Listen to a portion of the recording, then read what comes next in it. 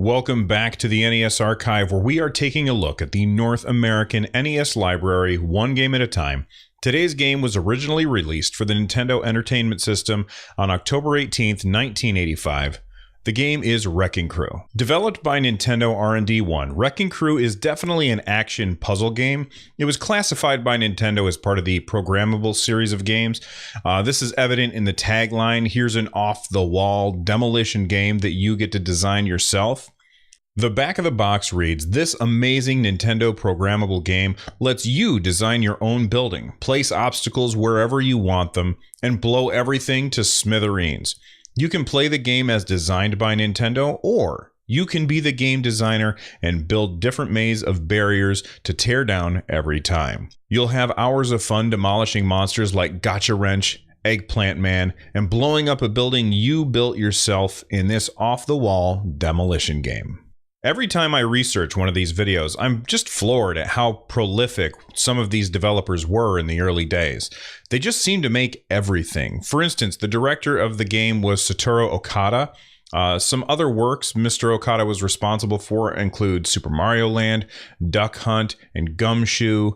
The game was designed by Yoshito Sakamoto. He was the co-creator of Metroid, for crying out loud. He also designed the pixel art for the Game & Watch Donkey Kong, which I actually had when I was a kid. I wish I still had it. The system had this cool clamshell design, and it was like this weird orange-brown color, and I spent so many hours playing that thing. I cannot imagine how many watch batteries I destroyed playing that same game over and over again. He also was a game designer on Kid Icarus, which was a game I loved but was always so bad at. I was seldom able to finish the first level. Hirokazu Tanaka, also known as Hip Tanaka, was on sound for this game. His credits are so numerous I can't even begin to list them here, but I guarantee that if you've played video games, you've heard his work. Alright, I guess I'll list just a few. Mario Brothers, Donkey Kong, Dr. Mario, Super Smash Brothers, as well as Mother 1 and 2. The guy just made everything. Wrecking Crew was another game to feature Mario and Luigi, though they didn't look all that familiar on the box art. Now they're working construction rather than plumbing or turtle stomping. The player controls Mario, and if it's player 2, then Luigi, and they each have a hammer. They have to destroy walls, pillars, ladders, and bombs, which can set off chain reactions. While you're doing this, there are strange enemies called Gotcha Wrench, Gotcha Wrench Jr., and Eggplant Man. I'm not sure why eggplants were so heavily featured in Nintendo games of the 80s, but there was an Eggplant Man in Kid Icarus as well. It seems like Mr. Sakamoto had a favorite vegetable, or I guess since he was an enemy, it was his least favorite, maybe? Something we can agree on.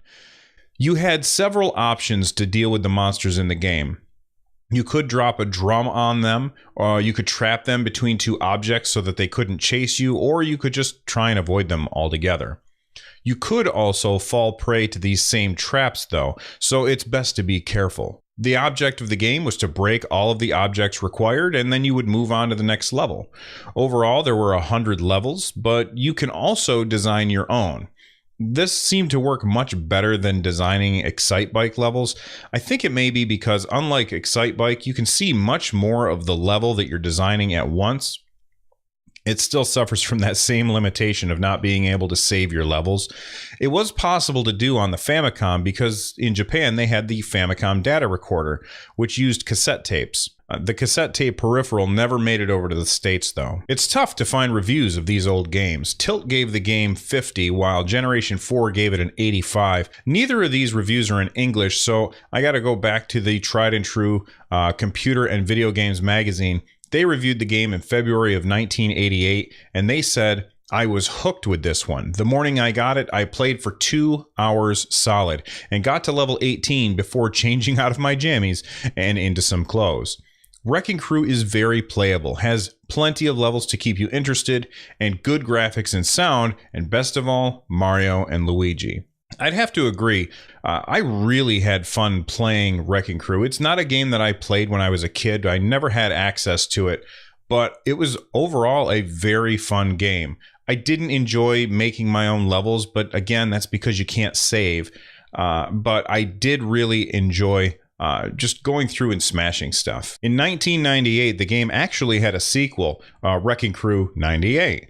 It was only released in Japan for Super Famicom's Nintendo-powered download game service. Wrecking Crew was also re-released on the Wii Virtual Console, and you could save your levels on that one, kind of like Excitebike. Wrecking Crew is a game that I never played when I was a kid. I don't think I knew anyone that had it, but it's a really great game. I love the idea of a game based on destroying stuff. I'm trying to think of other games where the object is to break things, and it's definitely something that's outside the norm.